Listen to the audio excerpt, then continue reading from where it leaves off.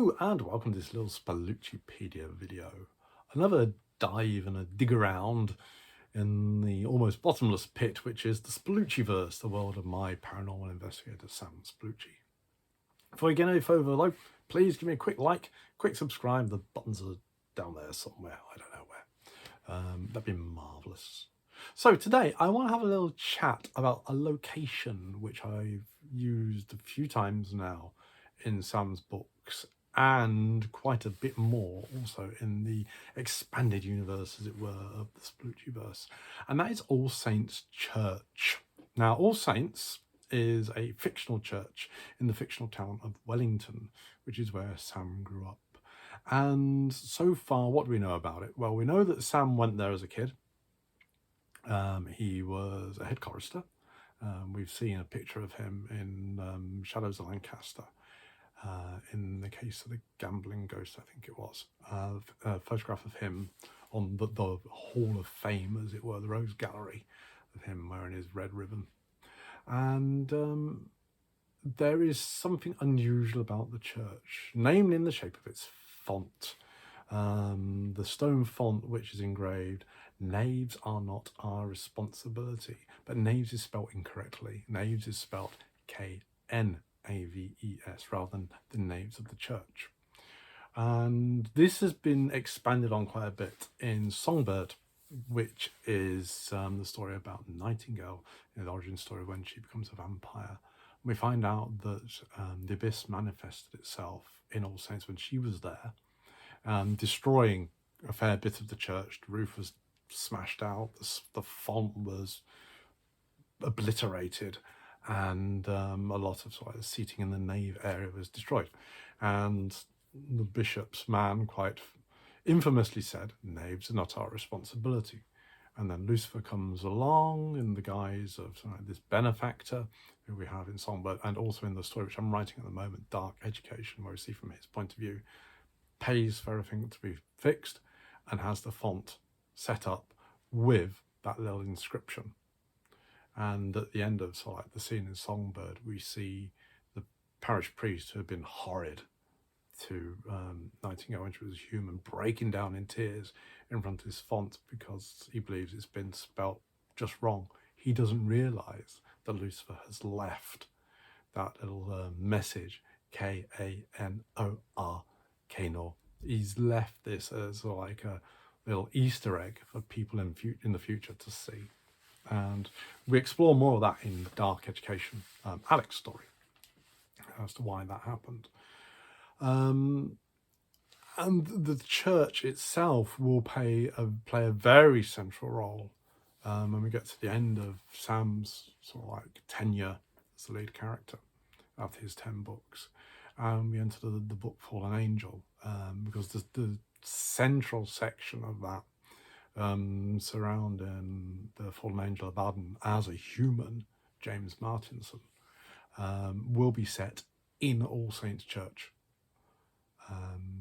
And we've already had hints that there's going to be a monumental battle between him and Lucifer in that church, and it is going to involve the abyss. So yeah, I've already written the scene. I wrote it years ago, because I wrote the main draft Fallen Angel probably about 10 years ago, it must be actually. So that's all ready to go. There'll be a few tweaks before it comes out, obviously, because things evolve through stories. But yeah, that's where we have the main appearance of this church.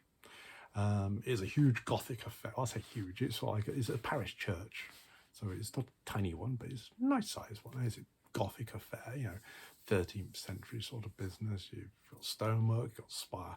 It's what you think of as a church. It's not like a modern thing. It's a proper church. And that's basically because it's based on the church in which I grew up in when I was Sam's age, as head chorister, actually. And the little scene where we've got Sam showing off his picture is you could actually put me in that. People keep going to me, "Oh, you based Sam on you." I don't. There's a few things we share. Like the hearing and growing up in Wellington, which was based on Wellington Borough. And probably the whole business being a church choir is probably, the most we share. We have that similar sort of childhood. I took my childhood and basically used that for Sam's. So yes, All Saints is based on a church called All Hallows, which is in the centre of Wellingborough. When I grew up there in the 80s, so I was a member of the choir there. It was very, very high church, all bells and smells, all the good stuff. It's like festival mass and everything. It's very upper end of the C of E, Church of England, rather than sort of more Pentecostal and happy clappy, which wasn't my cup of tea. And I had many, many happy years there as part of the choir. I was also a server there. And so when I was sort of like writing Fallen Angel originally, I mean, we're talking, sort of like, what are we now? 35 years ago. When I was in mid-teens, I was sort of like scribbling stuff down there. And, I had it based there.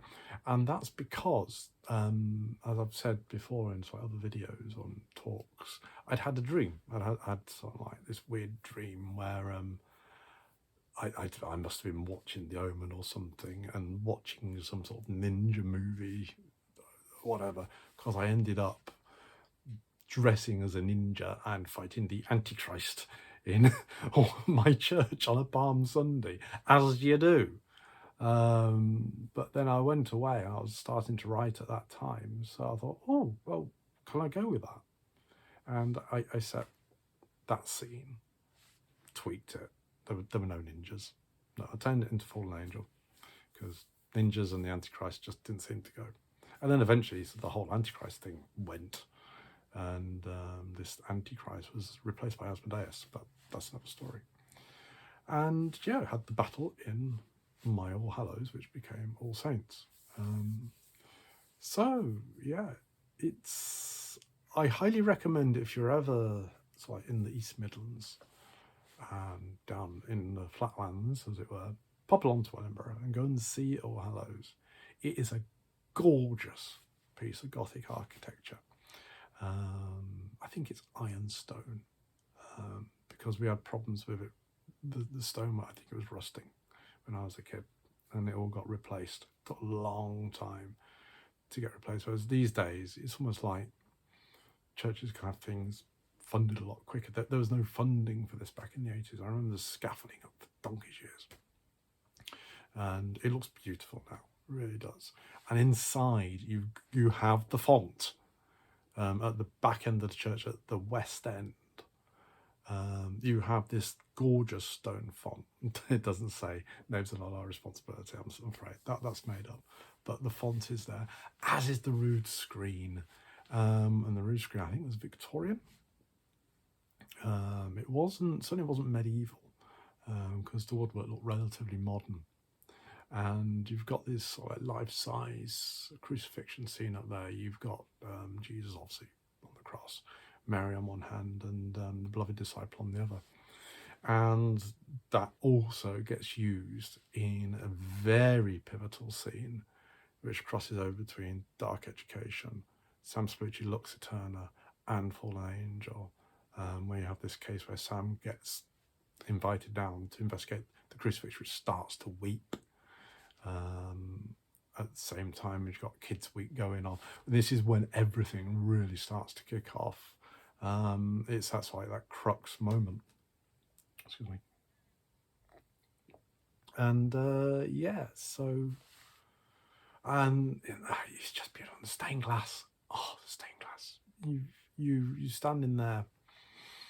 The incense around you on a beautiful spring morning. The sun streaming down is just like, absolutely glorious, absolutely glorious. So that's All Hallows, down in Maryborough. If you get a chance, go along, have a look. Pretty soon they've got a website. You'll probably find some pictures on there. But that's all for now. Hope you enjoyed that little ramble. Again, please give me a quick like, give me a quick subscribe. If you want any more details about my books, they're over at aschambers.co.uk. And there are links on there to my book club, which is hosted over on Patreon. So if you were to subscribe to that, you get all these videos a long time before anybody else. But also on the Seraph tier, you get all my books sent out to you, all my new material books, all the Sam ones, all the short stories, all novellas. Every time they're published, you get a signed copy sent straight to your door. That's got to be a good thing, isn't it? Take care now. I'll see you again soon.